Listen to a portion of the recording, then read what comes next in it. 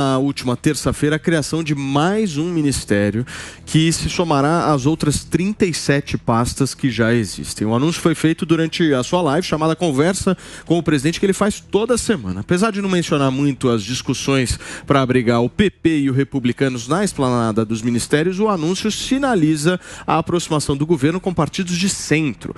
Parlamentares, inclusive da oposição, criticaram a decisão de Lula e chamaram a decisão de antirrepublicana, pela forma que o PT está trabalhando na construção dessa maioria. A mini-reforma ministerial foi defendida pelo vice-presidente da República, Geraldo Alckmin. Pensando em como abrigar o centrão, Lula ainda falou da possibilidade de demitir Ana Moser do esporte e até mesmo criar o 39º ministério, que seria o Ministério da Ação Social.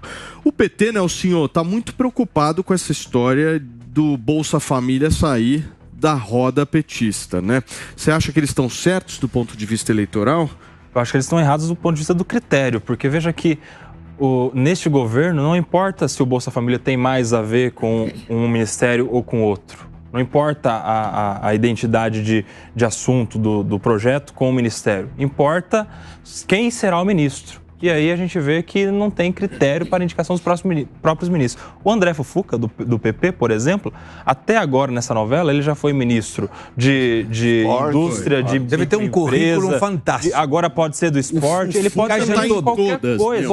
É uma pessoa que sabe resolver qualquer problema. Ou seja, eu acredito que quem perde com isso é o cidadão que precisa do serviço.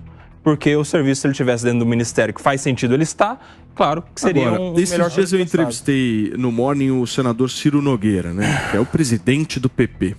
E a gente questionou ele justamente de, olha, seu partido, você é presidente do partido, você vai ingressar e você está dizendo que vai ser oposição.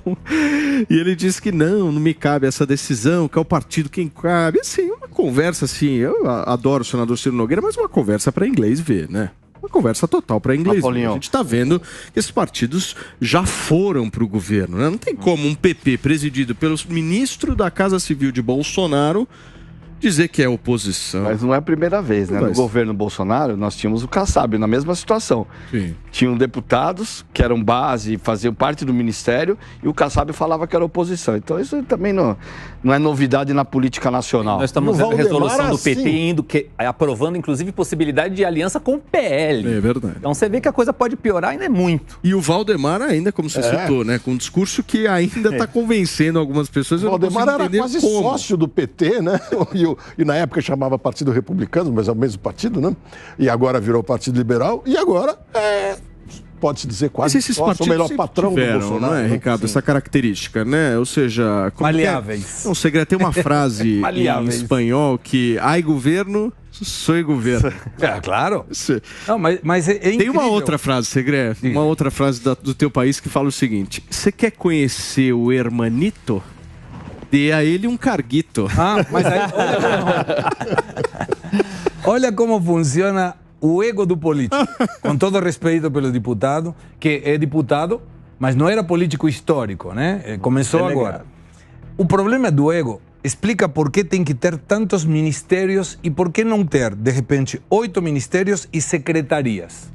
Porque o secretário não é o mesmo que o ministro.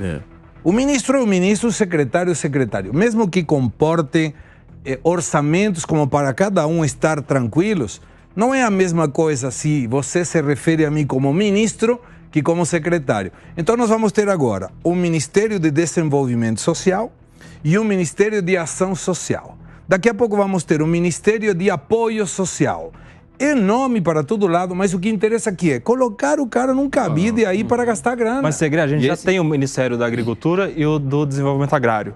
Lógico, tem o Ministério da Casa Civil e o de Relações Institucionais. Tem que ter. A gente tem o Ministério dos Direitos Humanos, mas tem também o dos povos originários e das mulheres. Deixa eu fazer uma provocação para vocês. Eu, pelo menos, acho que se o Brasil, por exemplo, tivesse 50 ministérios e aprovar reformas estruturantes, o relacionamento com o Congresso for mais fácil e o negócio rolar, Eu prefiro ter 50 ministérios. Não, é Esse ruim. eu concordo. Sabe por quê, eu Paulo? Em boa parte com você, em boa parte eu concordo. Na primeira página, Paulo. Aquele papo do seguinte, Deixa eu falar por quê? 10, 15 Deixa eu só te falar por quê. Nada passa no Congresso e o Brasil não avança. Isso é bom só na primeira página, porque agora está acolhendo esses partidos nos ministérios para aprovar reforma, arcabouço. Reforma todo mundo quer, reforma tributária. Pode ter uma crítica aqui ou ali, mas todo mundo quer. O problema é, depois que todos esses partidos estiverem no ministério, vai pautar a PL das fake news. E aí, o partido vai devolver o ministério para votar contra? Não, Como é que vai fazer depois, quando as pautas forem aquelas mais sensíveis, mais difíceis, que todo mundo já está no governo, com cargo, com orçamento gerindo no ministério,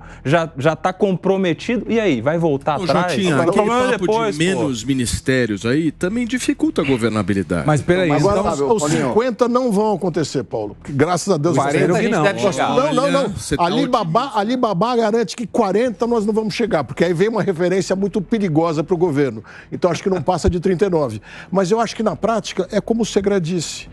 São 39 ministros, sendo que dos 39, pelo menos 20 têm uma função muito mais de secretário e se reportam à Casa Civil, ao Ministério da Fazenda, a outros casos. É mais o status. É mais o status. Claro. Até porque ninguém consegue administrar 12 colaboradores diretos. Ninguém. Isso a iniciativa privada está cansada de saber. Em nenhuma situação. O Lula não consegue dar conta de se reunir com todos os 39. Faz uma Não sabe nem reunião o de nome, gabinete. Diogo. Eu duvido que saiba o nome No do jogo no Congresso hoje, nós já temos 38 ministérios e mesmo assim depende muito da liberação de emendas. O jogo no Congresso vai continuar sendo esse. Emenda Mas a questão, Ricardo, é que, no fundo, para o país, isso importa pouco. Claro que eu sou favorável a Estado enxuto, o máximo possível, mas isso é muito mais nome de cargo. Você é meio liberal importância. por inteiro, né, Diogo? Eu espero ser não meio por inteiro, e sim inteiro por Um negócio inteiro meio mesmo. fofo. Fala, Wilson. Entrando um pouco do que o Ricardo falou. Nós temos um problema de Constituição, né? Nós temos uma Constituição que foi pensada por parlamentarismo e hoje a gente vive um presidencialismo. Tanto é que a gente, até falamos outro dia, né? Nós tivemos até aquela eleição, né? Para escolher presidencialismo, monarquia e o parlamentarismo. E o governo é refém de um mundo legislativo. Ou seja, se fala, se toma lá da cá, tem um nome bonito, né? É presidencialismo de coalizão. Então, ou o governo oferece esses espaços, coisa que a gente fica falando nacional, mas os governos estaduais têm que fazer isso com as assembleias, os governos municipais têm que fazer com a Câmara Mas hoje não Municipal. é presidencialismo, hoje é parlamentarismo de extorsão, como fala o nosso Piperno, e não tem mais república, é triunvirato. Hoje nós temos triunvirato. Voltamos à época romana. Mas se não faz esse tipo de... Eu sou contra totalmente o seu discurso e o discurso do Diogo. Eu tô lá dentro. Por favor. Isso. Né? Entre aspas, mini reforma ministerial, não sei o quê. Isso é tudo para inglês ver. Toma lá da cá feio, né? Na quinta-feira agora a Polícia Federal fez uma operação para deu mala de dinheiro de um ministro, de uma irmã do ministro. Logo ali adiante vai começar a aparecer as malas de dinheiro, né? Todo mundo sabe. E não foi demitido ainda, né? Nem foi demitido, não. O Lula nem falou nessa situação. E não só o Lula, a imprensa, quando eu falei que a grande imprensa, e bota a Jovem Pan também junto, a grande imprensa não falou dessa mala de dinheiro. Eu até... Não, falou sim, deputado. A Globo falou, por exemplo. Você está aqui falando, deputado? Eu não gosto dessa história de grande imprensa porque nós somos a imprensa. Nós fazemos a imprensa. Existem vários tipos e perfis aí de emissores. Bem, mas a gente não pode generalizar. Mas então, imprensa é eu isso falando, aí, nós estamos lá dentro do plenário da Câmara. Né? O toma lá da cá está tão vergonhoso, que os próprios deputados que no governo anterior estavam conosco estão com vergonha de nos procurar e nos evitando, de vergonha. Porque eram bolsonaristas até 31 de dezembro. PP, republicanos, deputado, PSD, etc. Todos, né? Claro, não estou generalizando, mas muitos. Então, a mim mesmo tem me evitado e outros deputados têm evitado de vergonha. Tu imagina a vergonha que eles estão passando junto ao eleitorado. Nós fizemos uma relação agora em 1º de fevereiro, fizemos um planilhamento... Quem se elegeu pelo formador de opinião. 270, né? 270 porque quem tem deputados base federais. Eleitoral... 270 deputados federais se elegeram sob a bandeira da direita. Temos quantos votos lá hoje? 80. Mas acho que você falou tudo, sob a bandeira da direita. A pergunta seria, nós temos algum partido de direita no Brasil, de fato?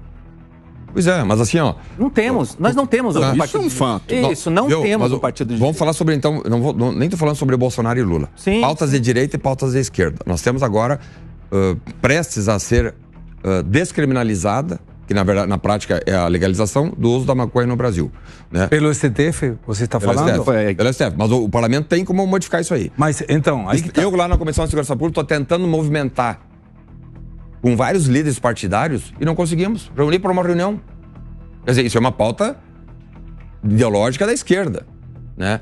O parlamento poderia derrubar isso aí, porque tem uma lei, a lei 11.343, que é de 2006, ela é muito clara ao dizer que quem é pego hoje com uma paranga de cocaína, ou um papelote de cocaína, enfim, um cigarro de maconha, comete um crime. Como é que o STF vai dizer, não, essa lei não vale, o que vale é meu entendimento?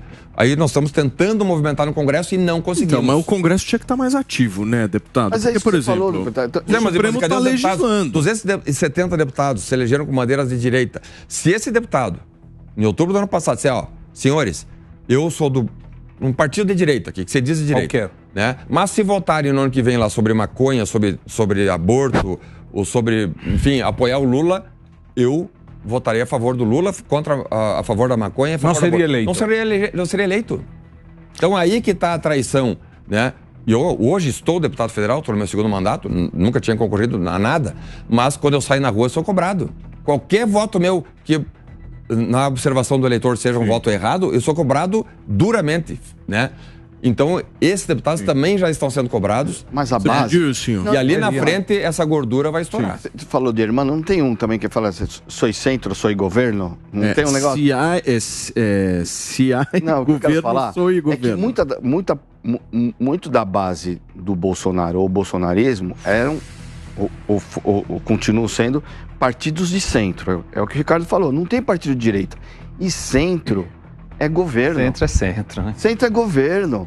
Eles não estão envergonhados. Centro é poder. Eles fizeram isso a vida. Passaram pelo Fernando Henrique, no outro dia foram Lula, no outro dia foram Dilma, no outro dia foram Michel Temer. Não chegaram a sair nem do... Teve ministro que não chegou nem a deixar o ministério.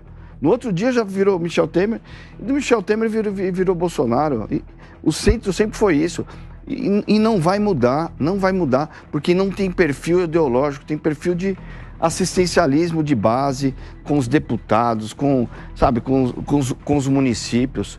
Então a gente fica imaginando, não, mas era Bolsonaro, não era bolsonarista, era centro. Centro é governo. Centro não tem ideologia. Então, mas quando vocês falam, por exemplo... Desculpa, deputado, pelo menos eu acho... Porque o senhor falou, eu não acho ninguém agora, o pessoal tem vergonha. Nunca existiu, pegou uma carona no Bolsonaro. Tem deputado no 8º mandato, passou por todos esses governos. O PL tem quantos deputados? 99. 99. Eu 98. Não dou um terço fiel ao Bolsonaro. Bom, mas também já falou. Não é que o PL tem um terço ali que garante com o bolsonarismo. As votações que nós temos tido lá, dos 98 agora, cerca de 60 estão votando conosco. 60. Mas calma, você está em 2023. 2024 vai ser menos 30, querido. Você está muito, Fala, Diogo. Não, sem dúvida, é isso mesmo. Que a gente já falou aqui, né? O PL, que era o PR, estava com o Lula até outro dia. Inclusive, o Valdemar esteve na cela junto com o Zé Dirceu, né? O Ciro Nogueira também estava com o presidente como ministro da Casa Civil. E está muito na cara. Sempre foi assim. Todos vão mais perto do governo. Mas, Diogo, o Bolsonaro, ele não tinha meio o que fazer também. Porque o partido dele não deu certo. Ele tinha que ter alguém que o abraçasse. Por que não deu certo? Porque não é possível um presidente da República não conseguir montar um partido político. Eu tenho opinião. Por que não deu certo? Ele desistiu. Claro que ele desistiu. Você acha que no auge do governo ele não conseguia 500 mil assinaturas? É que ele percebeu o óbvio. Eu vou ter um partido sem dinheiro. Se ele conseguiu 700 mil pessoas para fazerem pix para ele não conseguiria 500 mil. Eu acho que faltou organização no entorno dele, faltou intelectualidade. Não é possível. Eu acho que faltou vontade. Não, porque, olha, se ele tivesse o partido dele, ele teria um grande partido hoje. Já sabe o prefeito, médio a grande porte. A gente teve uma mudança importante na legislação. Eles teriam eleitos lá dentro. Sem um centavo de fundo eleitoral? Não, ele teria eleito na eleição de 2022. 100 deputados não estariam no PL, estariam no Aliança. Estaria no Aliança Brasil. Agora, mas o Aliança não ia ter um centavo antes das eleições. Sim, ou melhor, ele ia ter 3 milhões apenas por deputado que estivesse já no seu partido.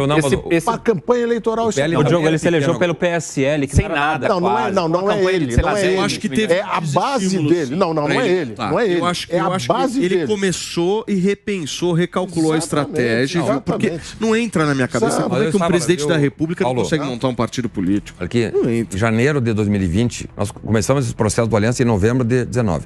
Em janeiro de 2020, nós estão esquecendo, nós passamos por uma pandemia. Ficamos 2 anos trabalhando, remando, né, lutando, batalhando para tirar o Brasil da pandemia. 2 anos. Hoje passou, ninguém mais fala, né?